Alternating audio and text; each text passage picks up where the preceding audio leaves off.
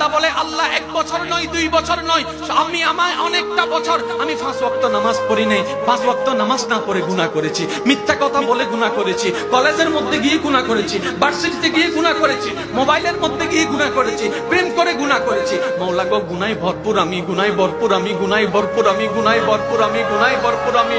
মাওলা তোমার দেওয়া নিয়ামত খেয়েছি, তোমার দেওয়া নিয়ামত রিজিক খেয়ে দেহটাকে শক্তিশালী বানিয়ে তোমার জমিনে দাঁড়িয়ে তোমার হুকুম অমান্য করেছি, তোমার নবীর হুকুম অমান্য করেছি। ও মাওলা, ও মাওলা, আমার তো বড় লজ্জা লাগে, একটা ভুল করলে কারো সামনে যাওয়া যায় না, মাথা নিচু করে রাখতে হয়। আমি তো 1000টা ভুল করেছি মাওলা।